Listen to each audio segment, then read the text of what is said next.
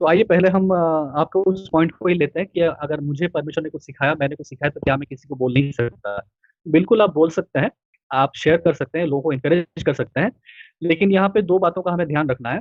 एक होता है जब भी हम बाइबल पढ़ते हैं या हम सीखते हैं या अपना स्टडी कर रहे हैं, जो भी है। इसमें कई बार लोग एक सब्जेक्टिव मीनिंग को निकालते हैं और कई बार लोग एक ऑब्जेक्टिव मीनिंग को निकालते हैं। तो जब हम सब्जेक्टिव मीनिंग की बात करते हैं, इसका मतलब ये होता है कि व्यक्ति विशेष, यानी कि मैं, सब्जेक्ट इंग्लिश में है और हिंदी में इसका मतलब है मैं। तो मैंने सीखा, ठीक है? तो मैंने बाइबल पढ़ा, कुछ बातें मैंने सीखी क्योंकि ये मेरे लिए एप्लीकेबल हुआ। तो ये हो गया एक सब्जेक्टिव पर्सपेक्टिव, दृष्टिकोण। एक होता है ऑब्जेक्टिव पर्सपेक्टिव।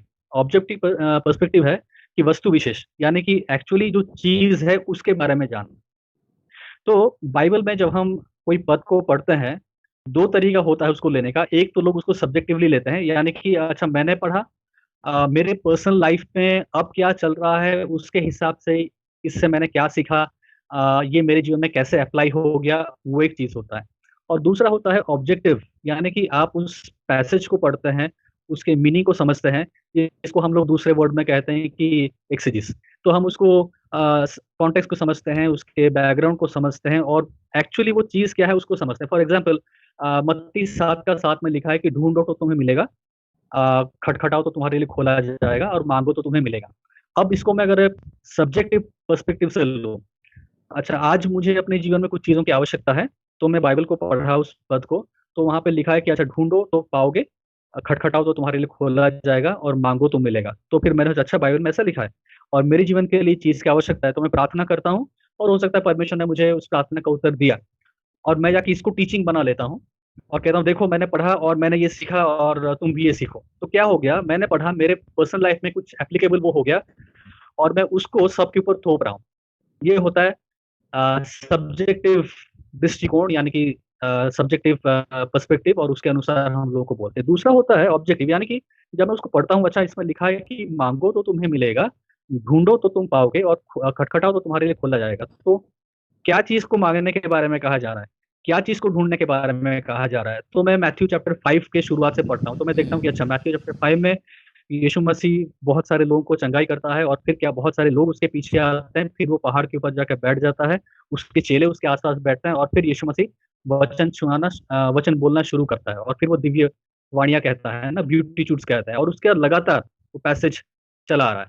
यीशु मसीह बोलते जा रहे हैं, बोलते जा रहे हैं, बोलते जा रहे हैं। चैप्टर 5 में बहुत सारी चीज़ें हैं, चैप्टर 6 में बहुत सारी चीज़ें हैं और फिर चैप्टर 7 में आते-आते फिर यहाँ पे 7 का 7 में कहा जा रहा है कि ढूँढो तो तुम पाओगे, माँगो तो तुम्हें मिलेगा, खटखटाओ तो तुम्हारे लिए खोला जाएगा। तो अब हम समझते हैं अच्छा, यीशु मसीह क्या कह रहे थे, उस फ्लो में क्या-क्या बातें थी और फिर उसके अनुसार यीशु मसीह क्या चीज़ अब हमें ढूँढने के लिए कह रहे हैं।